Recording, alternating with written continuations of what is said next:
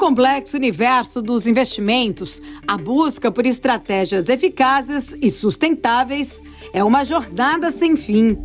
A crescente digitalização e democratização do mercado trouxeram uma nova era para os investidores, mas também levantaram questões sobre o real impacto dessas mudanças.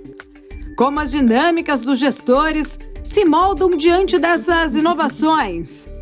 Qual a cabeça dos principais gestores do país em relação às estratégias de alocação?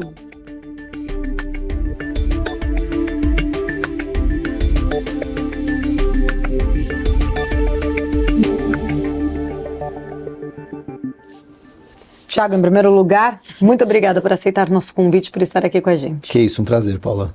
Thiago, você é uma das pessoas que mais entrevistaram, acho que os gestores de fundos aqui no Brasil, vem fazendo, inclusive, um trabalho com bastante sucesso há muito tempo.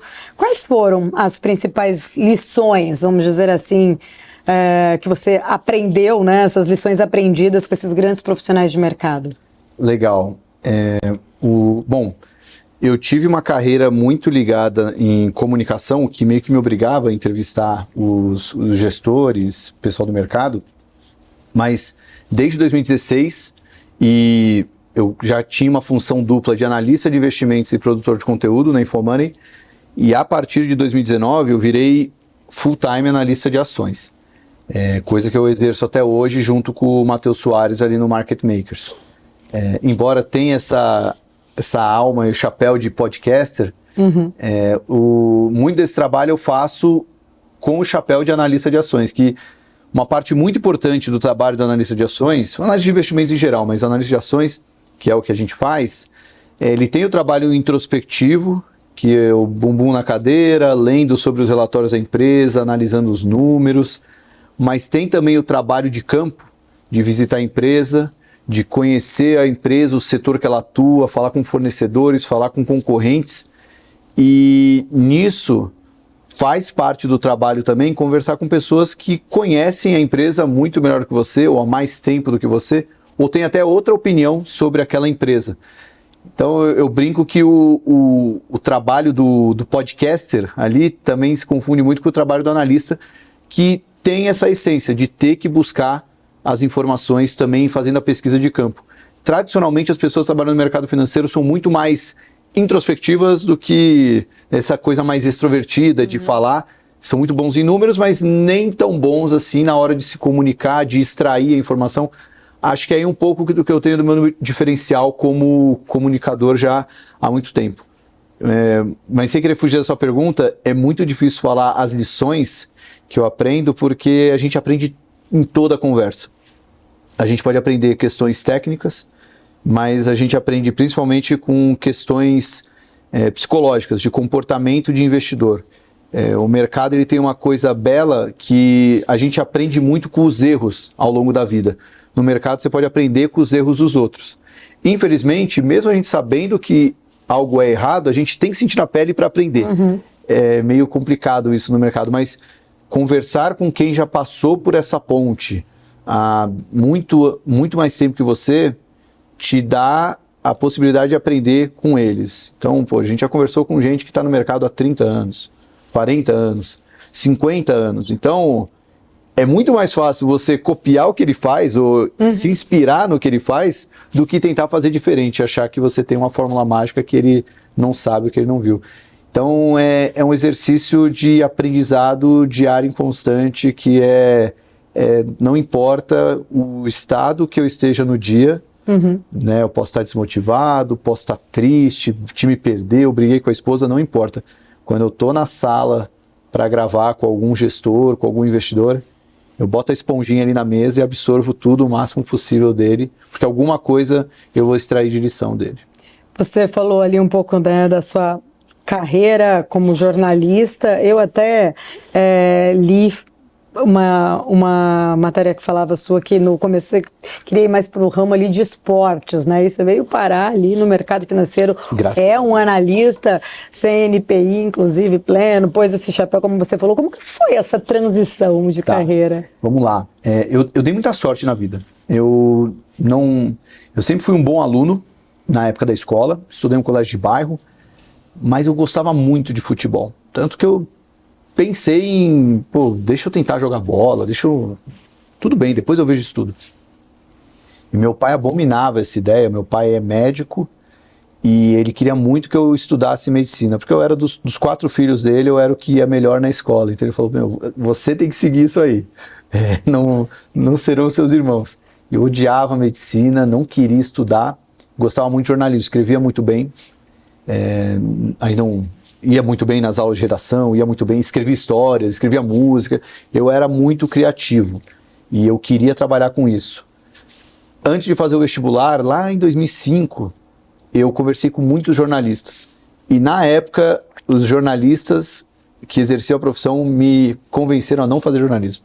Eles falaram, cara, é uma profissão que daqui a pouco nem vai precisar dar mais um diploma, com o advento da internet, tá cada vez mais perdendo, tá tendo uma oferta muito maior de vagas por demanda, vai ter outros veículos, e de fato eles estavam certos, né? A profissão jornalista, ela passou por uma mudança muito grande, a mídia de maneira geral, né? Não tem mais antes você não via Jornal Nacional, ou no caso, se você está no mercado financeiro, não lia o Valor Econômico, você não sabia nada. E hoje em dia isso está propagado em diversos portais, plataformas de notícia, grupos de WhatsApp, canais de Twitter, tem tudo. Hoje não é mais um diferencial você assistir o Jornal Nacional ou ler o Valor, né? Hoje você consegue se informar de outras formas.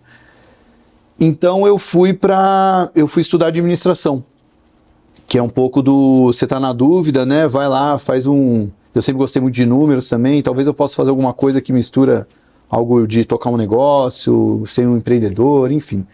Confesso que estava meio perdido, assim, sobre o que eu ia estudar. Mas eu gostava muito de jornalismo, gostava muito de esporte.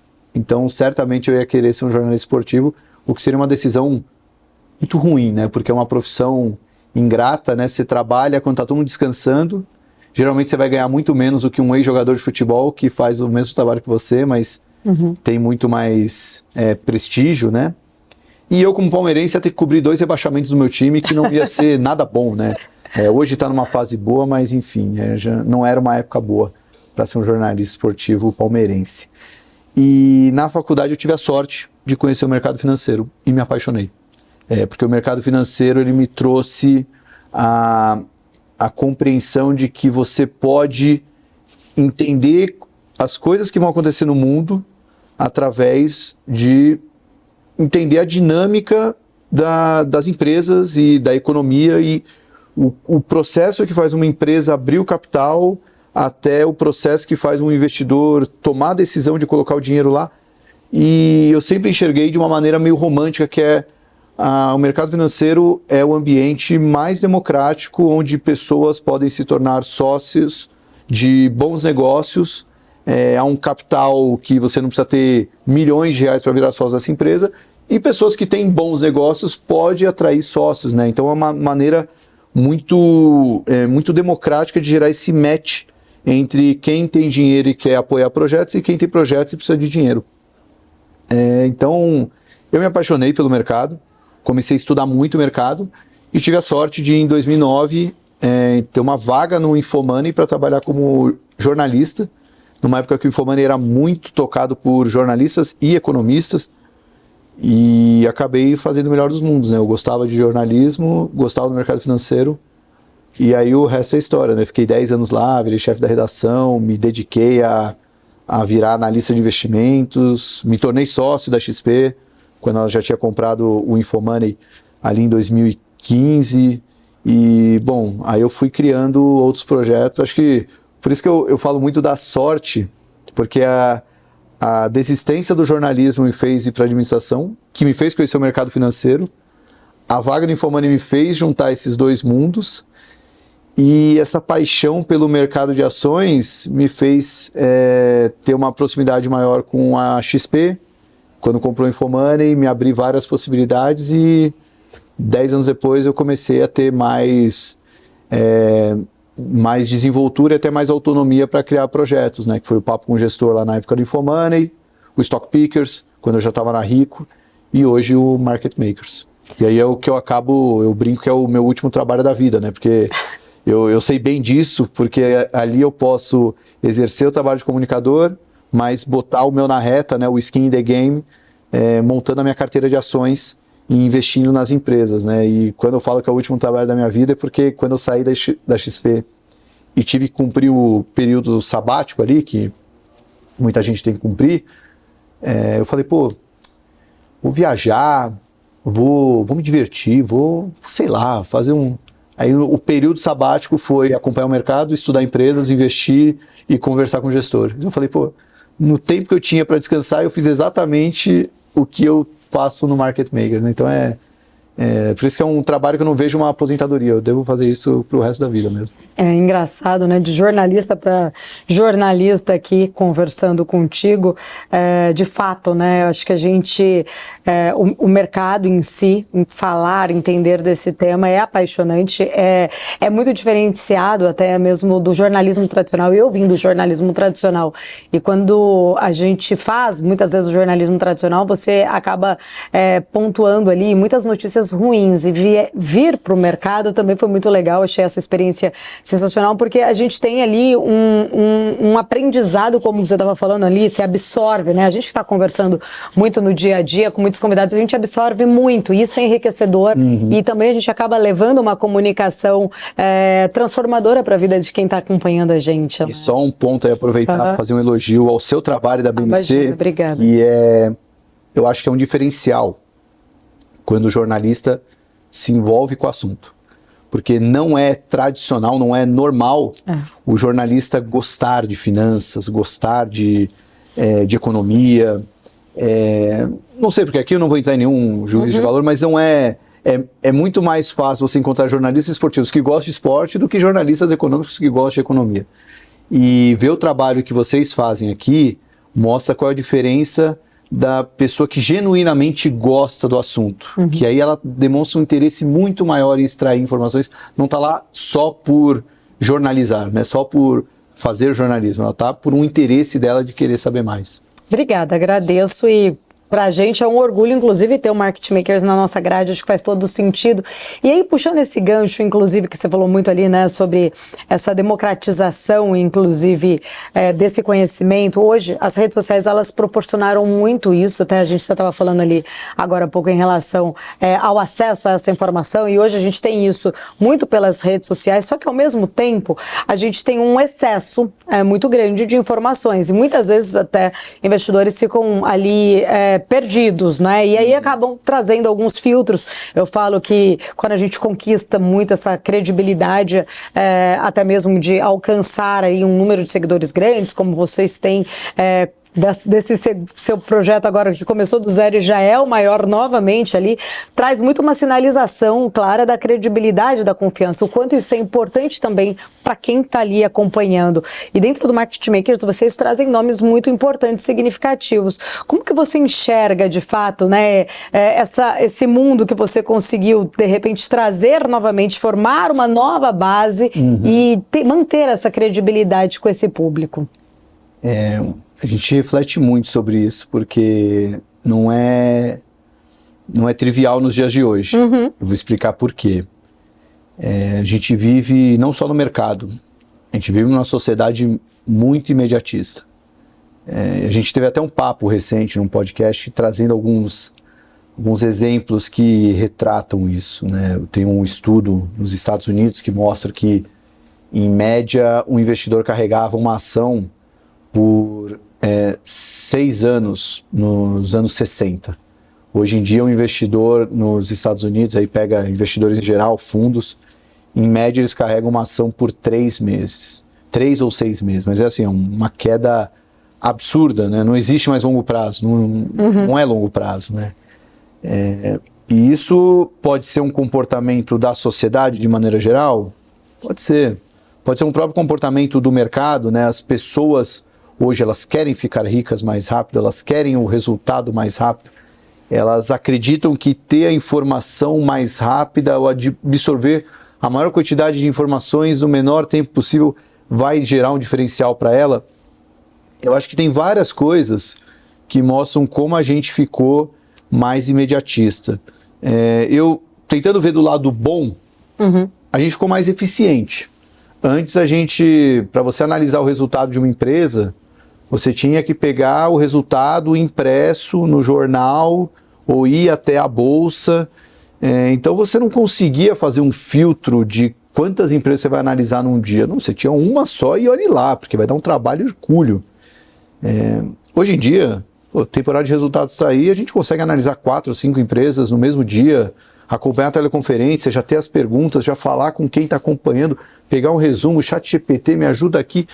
Você consegue ser mais eficiente. Mas acho que essa eficiência nos tornou um pouco mais apressado. E eu faço todo esse preâmbulo porque é muito, muito difícil você criar um projeto do zero. Você fala, olha, eu vou falar sobre investimentos de longo prazo, a gente vai ter uma carteira de ações de longo prazo, a gente só vai captar dinheiro quando essa carteira começar a se provar, e ela só deve se provar no longo prazo. A gente tem que encontrar as pessoas que querem saber de longo prazo, e hoje é muito mais fácil você convencer alguém a ficar rico em um mês do que ganhar mais dinheiro nos próximos 20 anos, né? É uma proposta não tão sexy, né? E acho que a gente só é possível fazer isso quem está realmente comprado no projeto para a vida inteira. Quem está realmente encarando um projeto como, não, isso é o meu objetivo de vida, não é o que vai me deixar rico no mês que vem, ou no ano que vem. Ou bater as metas, os KPIs que a empresa sócia minha quer que eu bata no curto prazo. E então é uma coisa que vai além do... eu chamo de propósito mesmo, por uma falta de uma palavra melhor, mas é um propósito. A gente se inspira quando olha para fora. Quem é que faz isso bem? Minha inspiração é o Warren Buffett, é o Charlie Munger, que durante anos investiram com foco em longo prazo e uma vez por ano fazem aquela conferência, agora só o Buffett, né, que infelizmente Charlie Munger nos deixou, e fala com milhares de investidores, e construíram a riqueza deles. Eles já eram muito ricos antes, mas boa parte da riqueza deles veio muito depois dos 60 anos de idade, né? Até o Morgan Housel eternizou isso no livro dele, né, que dos 64 bilhões e meio de dólares que o Warren Buffett tinha ali para 2020 e 2021, 64,1 bilhões, né, veio depois dos 60 anos de idade, ou seja, ele tinha só 400 milhões de dólares até os 60 anos de idade, depois que ele ganhou tudo isso, né? Óbvio que 400 milhões já está muito bem, mas é o poder do longo prazo, o poder do compounding. E acho que é um trabalho de longo prazo, Paula, não tem muita explicação, né? Eu acho que todo mundo que entra no mercado de ações, picado pela mosquinha do velho investing, ele quer ser um investidor de longo prazo. Mas é difícil você empreender com foco no longo prazo, quando você tem conta para pagar, quando você tem equipe para montar. Então, acho que uma coisa que a gente tem conseguido fazer nesses 2 anos, os sócios que fazem parte do Market Makers têm a mesma mentalidade. Eu, o Mate e o Josué. O nosso sócio minoritário que abraçou a gente desde o começo tem essa mesma mentalidade, que é Empíricos, e isso tudo ajuda muito a você trilhar esse caminho e perseverando, não fugir muito ali da rota. Eu acho que é um pouco por aí, porque os nossos próprios números mostram isso. A gente começou em julho de 2022 com 0 inscritos, e a gente terminou dezembro de 2023 com 50 mil inscritos. Então a gente, no YouTube, a gente teve 18 meses para juntar 50 mil inscritos. E em maio de 24 a gente já estava com 100 mil. E em setembro agora de 2024, não sei quando vai ao ar essa entrevista, mas se já for para a segunda metade de setembro, pode me cobrar, a gente já vai estar com 200 mil inscritos. Então a gente começou a exponencializar o crescimento, e é um trabalho que tem que perseverar, né? Não é um trabalho da noite para o dia. Assim, da noite para o dia, a gente chegou em 150 podcasts, falando com um monte de gente, conseguindo trazer a nossa filosofia de investimento, os nossos princípios ali para dentro. Então, eu acho que é um pouco por aí, né? Você acreditar no que você faz, entender que tem pessoas que querem consumir aquilo, a gente sente muito isso pela nossa audiência, e perseverar. Tem que ter um pouco ali de aquela coisa meio cega do empreendedor, né? De ir fazendo e fazendo e fazendo até que o resultado chegue. Resiliência também, né?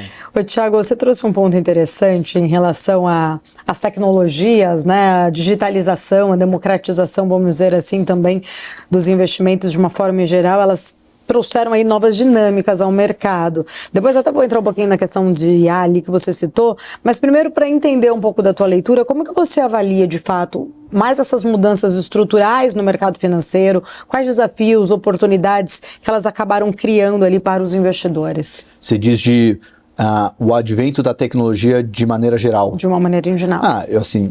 Para não deixar uma resposta tão longa, eu acho que a tecnologia barateou as coisas e facilitou o acesso.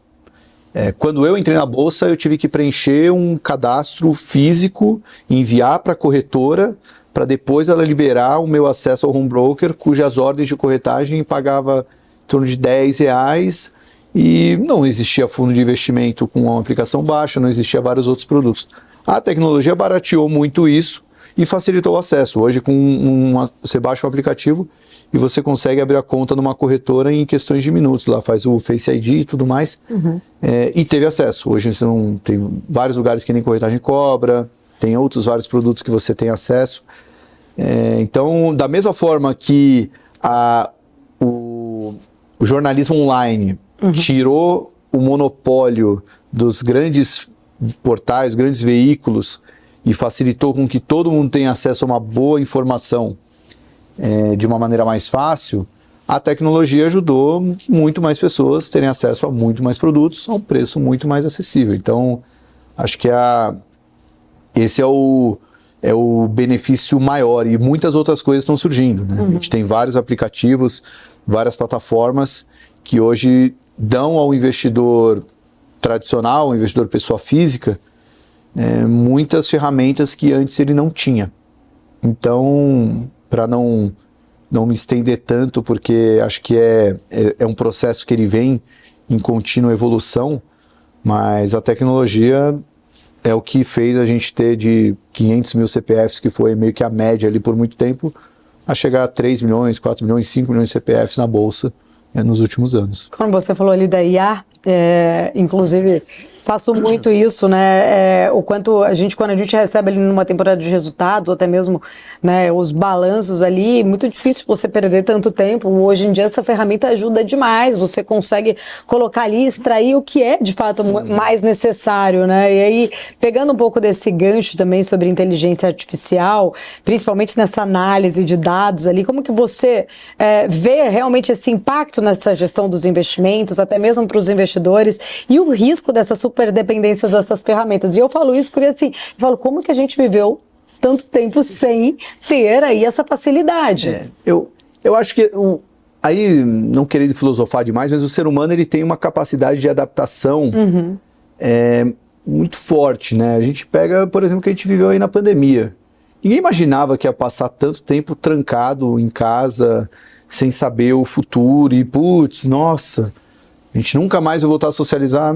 A gente vive hoje quase da mesma forma que vivia pré-pandemia, né? A gente tem uma capacidade de se adaptar tanto a coisas ruins quanto a coisas boas. Então, acho que quando a gente não sabe que existe um benefício maior, a gente meio que vive bem sem essas tecnologias. Depois que descobre e aprende a usar, de fato acaba sendo um diferencial. E eu acho que o uso dessas ferramentas, elas começam a ficar mais pulverizadas, né, até mais disseminadas, quando você começa a enxergar o benefício que ela traz para o seu par, né, para o seu colega ou até para um concorrente, né? Então você já consegue a partir daí enxergar algum benefício, não precisa nem inventar muito a roda nisso. Mas tem um ponto aí que eu acho que do lado do investidor é meio que óbvio, né, que hoje em dia você tem que saber um pouco mais sobre tecnologia. eu sempre tive uma mentalidade mais criativa e isso assim, pode ser um diferencial em alguns casos, mas só criatividade não resolve. Então, hoje a gente tem muita coisa operacional no nosso processo, tanto de análise quanto de conteúdo. A gente não dá para ser genial o tempo todo, né? Acho que nem é saudável isso aí também, porque aí entra muito no estado de espírito da pessoa ou da equipe naquele momento, né? Você fica muito dependente do fator humano ali. Quando você tem um processo ali mais azeitado, fica mais fácil a genialidade até vem de uma maneira mais natural, né? Você acha que, de alguma forma, existe muito uma discussão, né? Inclusive, quais profissões vão morrer com o uso da IA? Você acredita que, de alguma forma, a inteligência artificial ela pode vir a substituir um assessor, um agente de investimentos, por exemplo? É uma discussão bem profunda. Isso, tem um ponto que eu queria trazer da outra pergunta, mas antes respondendo essa, teve uma pesquisa recente, um grande amigo meu postou no LinkedIn, ele traduziu do inglês para o português e não era muito sobre inteligência artificial, era mais sobre fundos passivos, os ETFs.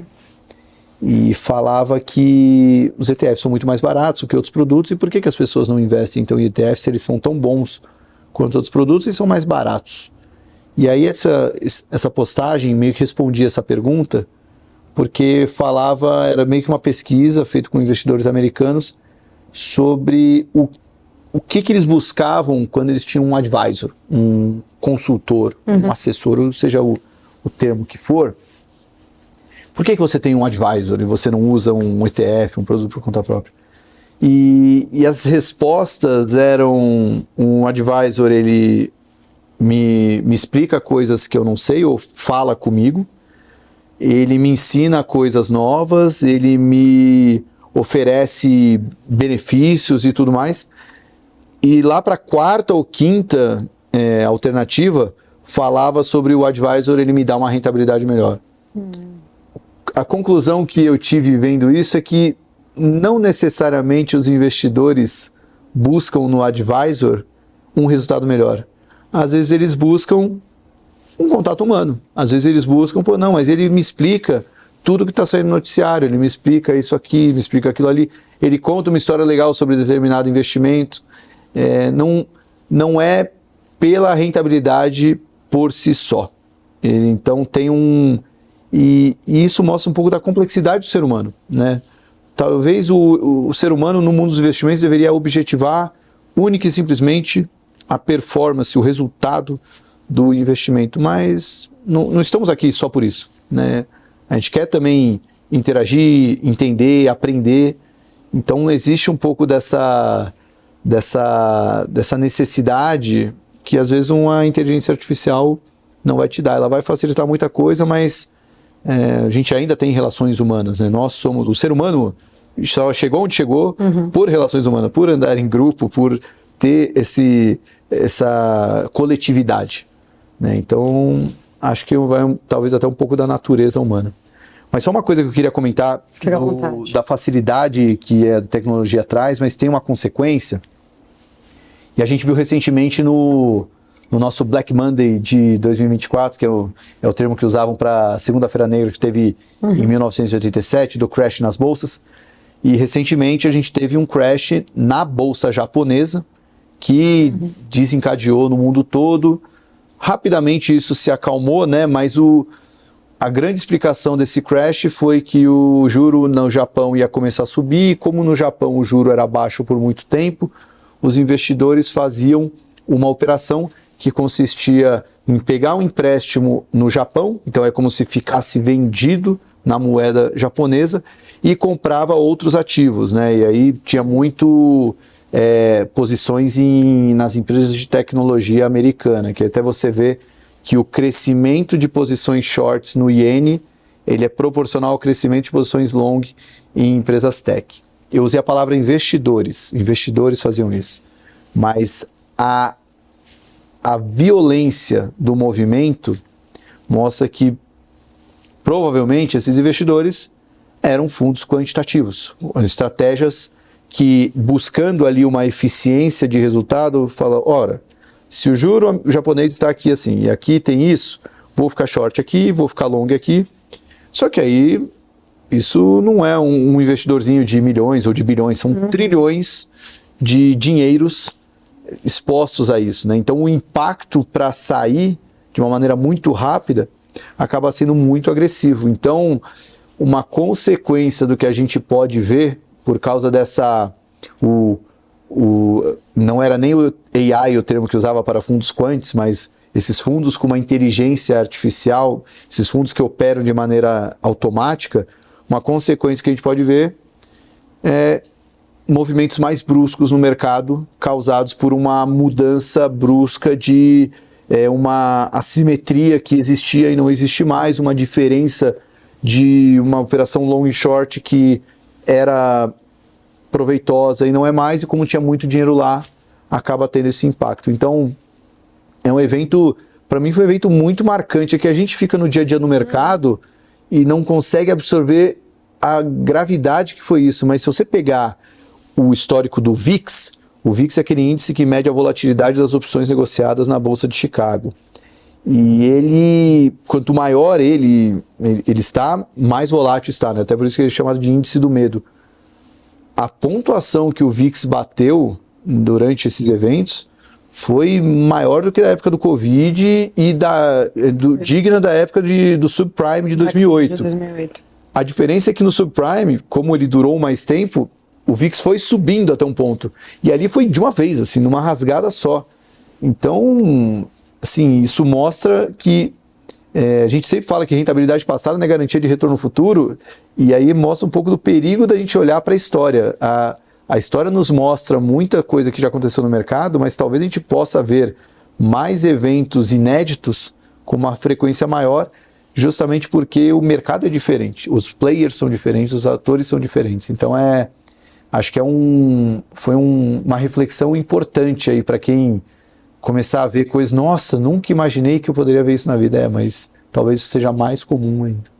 Ganhou uma velocidade, né? E aí entrou muito naquela discussão se foi de fato ali esse pessimismo muito exagerado, mas a reação, como você muito bem colocou, foi muito rápida ali, tanto, né, na negatividade, quanto também depois do dia seguinte, né, na recuperação. Pegando um pouco desse gancho, até você falou aí essa questão um pouco de carry trade ali, de pegar, né, o dinheiro barato e muitas... a gente viu, inclusive, isso acontecendo muito, as empresas de tecnologia se beneficiaram bastante também com aportes vindo aí, né, pegando ali, por exemplo, no Japão a um juro baixíssimo, investindo muito, apesar, né, dessas recentes correções, claro que o mercado acaba fazendo, mas a gente viu um ano excepcional, inclusive para as grandes empresas de tecnologia. É claro que também traz esse advento da IA e dessa perspectiva de que todas as empresas vão precisar muito ainda, né, investir em tecnologia, e isso sustenta muito a tese de que as empresas de tecnologia, elas têm ainda possibilidades aí de grandes rentabilidades, mas eu queria entender um pouco da tua leitura, né? A gente sabe que é parte significativa de muitos investidores ali, de portfólio, muitos investidores. Como é que você avalia, de fato, o potencial crescimento dessas empresas, principalmente num cenário, até como a gente estava falando aqui agora, né? De muita, às vezes, volatilidade, de muita mudança repentina e também de regulamentações que estão ainda aí, né, sendo discutidas globalmente. Paula, isso passa muito pela nossa filosofia, assim, sem dar muito rodeio. Esse é como a equipe de análise do Market Makers.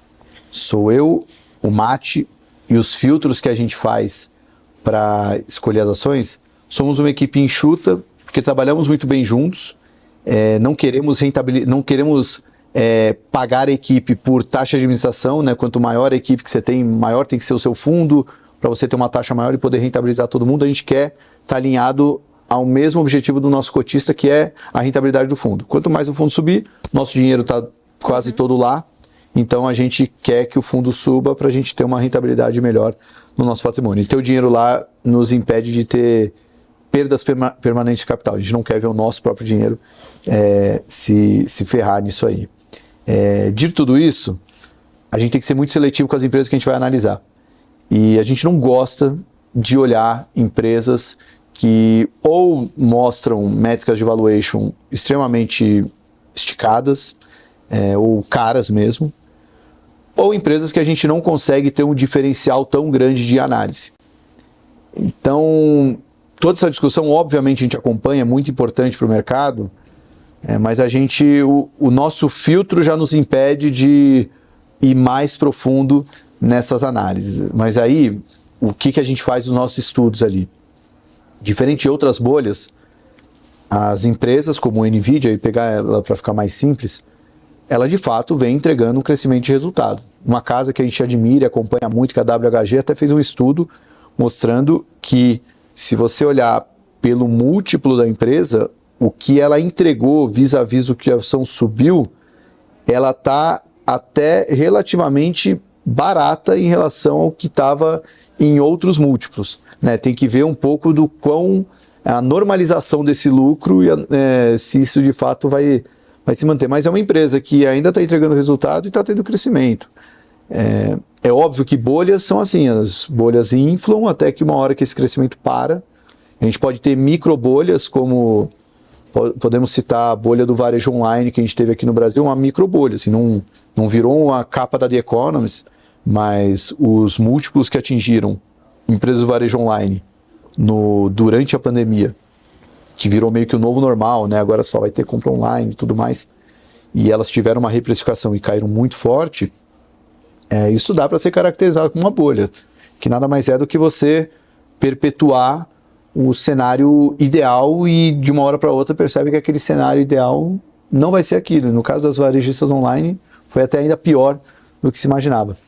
Hoje não é muito isso que acontece com a NVIDIA, mas a história nos mostra que as grandes bolhas acontecem com as grandes empresas que subiram muito, né? Então, até por isso que a gente não gosta muito de procurar oportunidade nelas, né? A gente prefere olhar coisas mais, se for resumir bem a nossa tese, a gente gosta de comprar coisa barata, que esteja entregando um resultado operacional crescente ou está num ponto de virada de resultado operacional e com boas pessoas tocando, pessoas que encaram o negócio delas da mesma forma que a gente encara market makers, mentalidade de longo prazo, cabeça de fundador, pessoas que têm um foco nos próximos anos, não nos próximos quartos de resultado.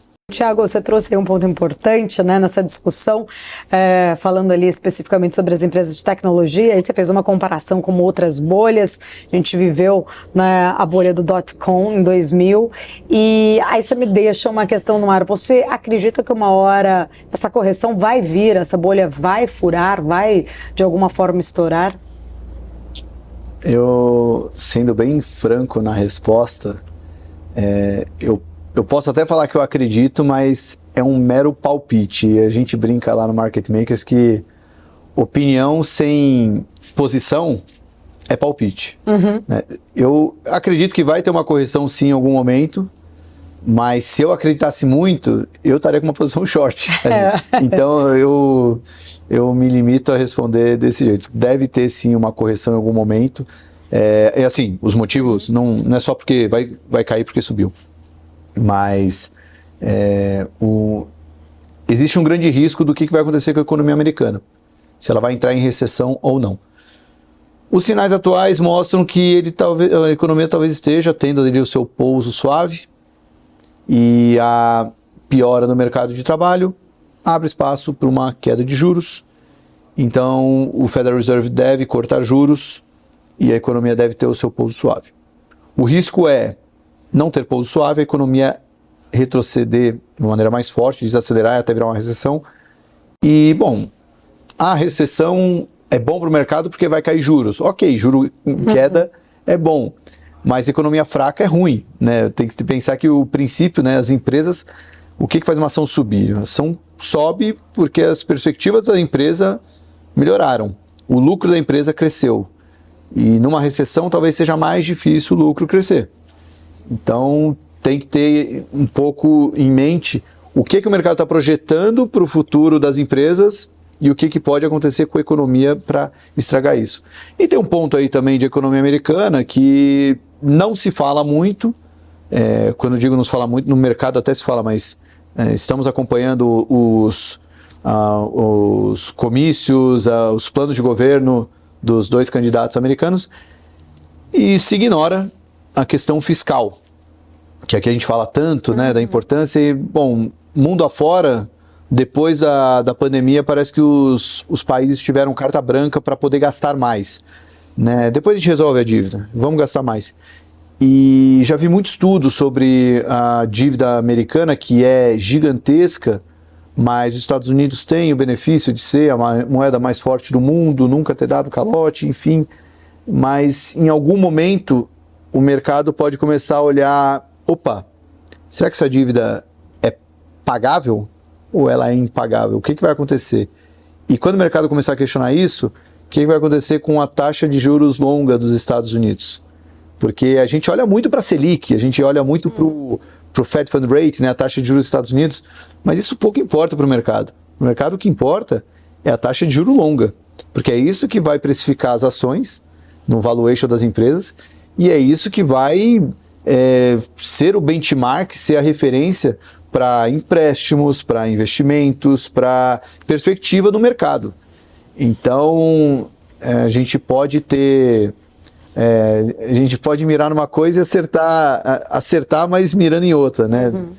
Que eu posso falar que as ações estão esticadas, mas na verdade pode vir uma grande crise por conta dessa percepção do fiscal americano e causar um impacto negativo nas ações. Mas a gente gosta muito do Warren Buffett, né? Como ele disse já uma vez, nunca aposte contra a América. E acho que todo mundo que já tentou shortear S&P nos últimos, sei lá, 10 anos que parecia que já tinha subido demais, acabaram quebrando a cara. Você trouxe aí um pouco dessa questão do cenário econômico e dos desafios, enfim, né, que a gente vê ainda pela frente, ainda a questão do fiscal, e há um grande debate, de fato, que as economias elas vão conviver com juros altos por mais tempo, né, não conseguirá retornar ao cenário anterior ali, pré-pandemia. É claro, a gente sabe, né? O mercado financeiro ele é muito conhecido por seus ciclos ali, tem expansão, tem retração, mas os gestores com quem você conversa, né, tem entrevistado, como vocês estão enxergando de fato esse ciclo atual e essa possibilidade desses juros estarem aí maiores aí por mais tempo? Como calibrar essas estratégias para o longo prazo, já que você fala muito ali também, né, em portfólios mais a longo prazo? Eu acho que tem 2 formas principais de calibrar isso. A primeira é que juro mais alto não chega a ser uma novidade. Talvez uma novidade para a gente, que é um pouco mais novo, mas para quem ali tem mais cabelos brancos, mais tempo de mercado, já viveu momentos em que o normal do juro era ali uns 4, 5% mundo afora. Então, eu acho que esse ajuste, ele já está acontecendo. As pessoas começam aos poucos a normalizar isso.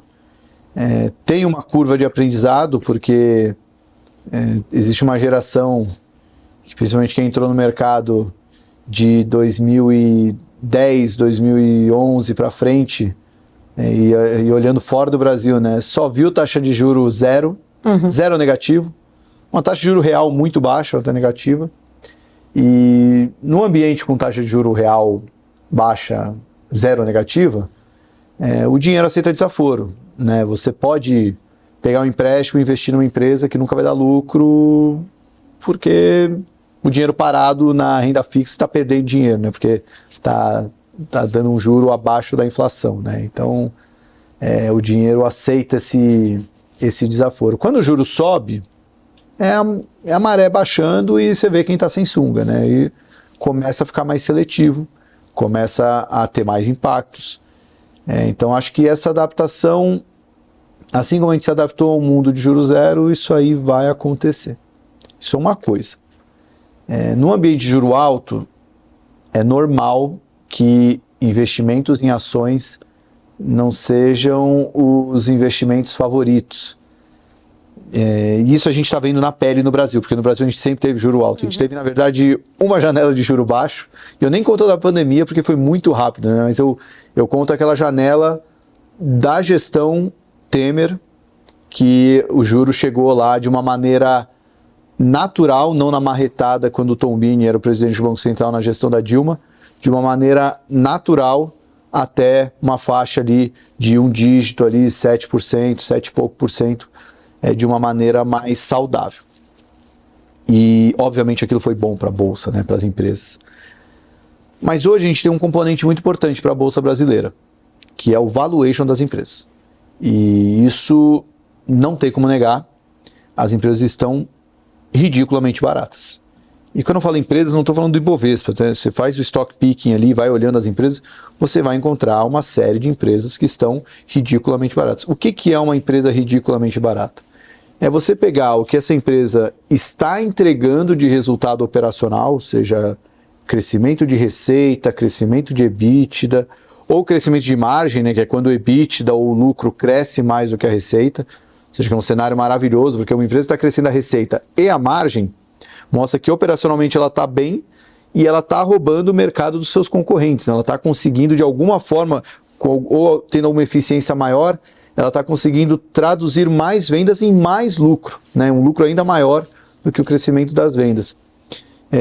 Com uma situação de caixa confortável ou comportada, sabendo jogar esse jogo, né, de um juro mais alto. Então as empresas estão boas em termos de resultado, a um nível de preço abaixo do que elas já valeram em momentos que elas estavam bem assim. E dito tudo isso, mesmo com o juro alto, as ações brasileiras estão ridiculamente baratas. Qual que é o problema? Aí eu volto lá porque a gente falou no primeiro bloco, da paciência, do imediatismo. É muito difícil você acertar o timing no mercado de ações. A gente gosta de comprar coisa barata, isso é o que nos deixa confortável para carregar investimentos. Né? Não é querer acertar a ação que vai subir no mês que vem, é comprar a ação que a gente vê que, ó, com base no resultado que está entregando e o preço que ela está valendo, eu fico confortável de carregar ela, porque no longo prazo ela vai me dar um resultado bom. O problema é que essa corrida, ela não é linear, mas o CDI, ele é linear.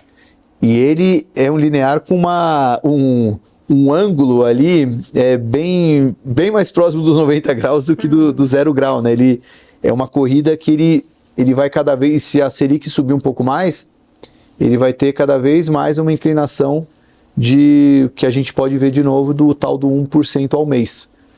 Então fica complicado quando você tem uma carteira que em um mês, pô, o CDI rendeu 1, a minha caiu 1, tá? Rendeu 1 de novo, caiu 5, rendeu 1 de novo, deu 0, pô. Essa tal de... Eu sou investidor a longo prazo, mas 3 meses em queda, sabe? O cara já começa a ficar impaciente.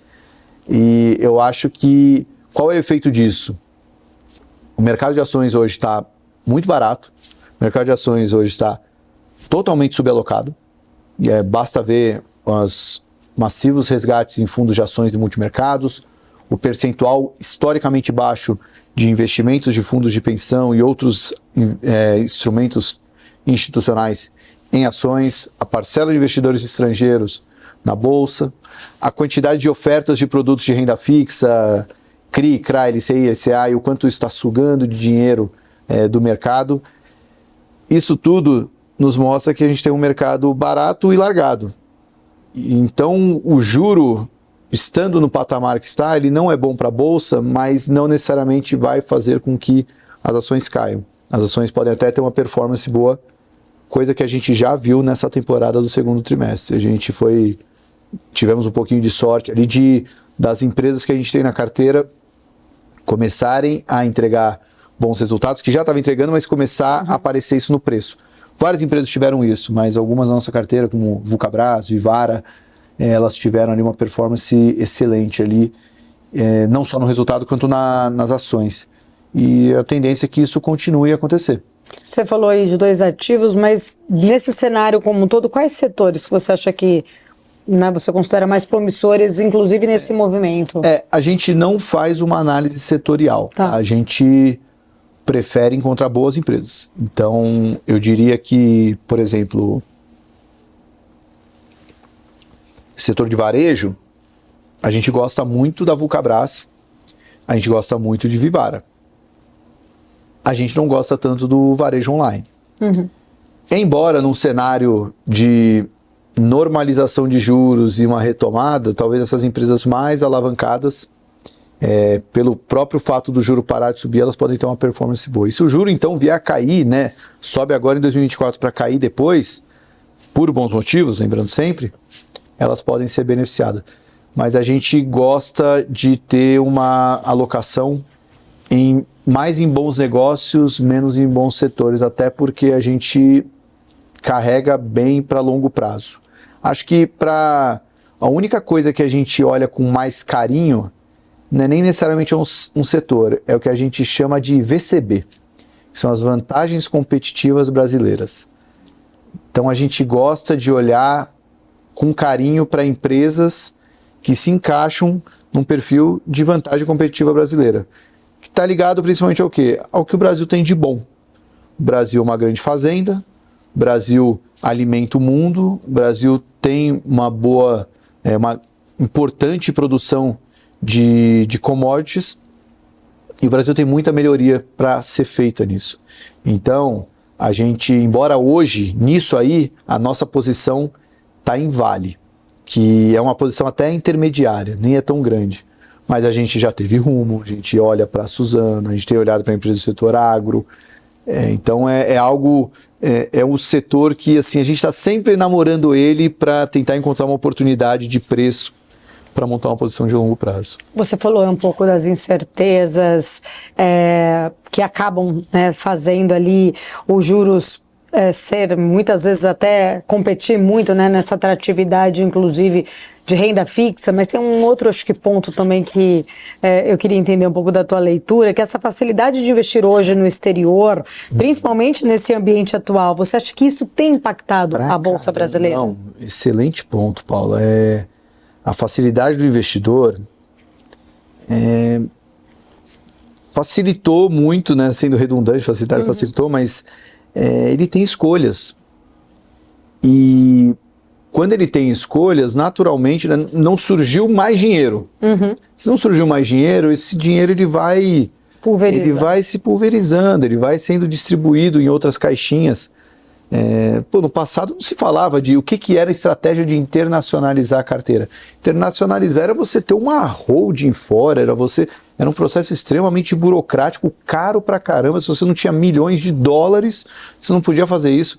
Hoje você, com alguns centenas ou poucos milhares de reais, você já consegue fazer uma carteira dolarizada, às vezes no seu próprio banco, nem precisa ter uma corretora específica. Isso facilita muito. Então, e os dados mostram isso, a quantidade de dinheiro dos brasileiros em ações, quantidade de dinheiro em criptomoedas, e até, infelizmente, né, a Folha até fez uma matéria com o estudo do Itaú, até repercutindo uma newsletter, quantidade de dinheiro dos brasileiros em jogos de azar, o famoso tigrinho, bets, foram mais de 20 bilhões de reais perdidos nessas, não chamo nem de investimento, nesse caminho, né? Então, que aí vai um pouco naquele imediatismo das pessoas, né? Você querer o resultado rápido. Então, tem muita coisa caindo aí no meio do caminho, né? Como eu vejo isso? Eu vejo uma maneira na qual aquele mercado que está muito barato, ele está realmente muito largado.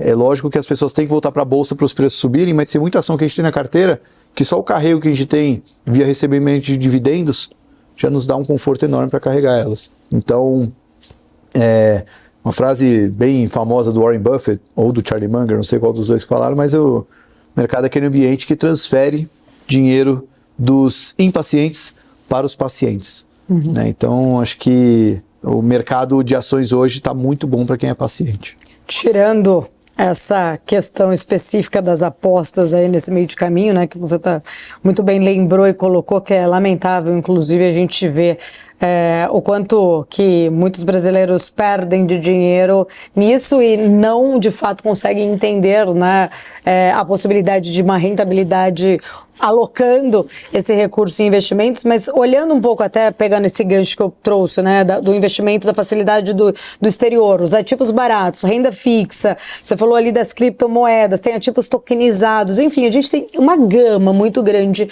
hoje de possibilidades aí para fazer alocação alocações. Como que você enxerga de fato o papel desses investimentos nessa composição ali para fazer um portfólio balanceado? Tá.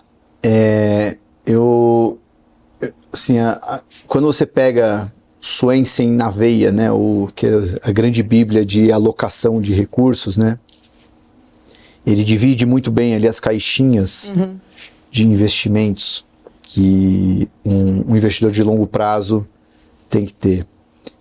Acho que no Brasil isso era muito limitado, porque no Brasil a gente não tinha acesso a uma penca de investimentos que nos Estados Unidos eram muito mais tradicionais. Então, acho que como isso muda hoje, a gente conseguiu criar várias subcategorias. Então, o que era renda fixa um tempo atrás? Renda fixa era tesouro direto e alguns títulos ali de dívida, ou quem tinha muito mais dinheiro podia entrar em algum mercado de balcão ali, via debentures.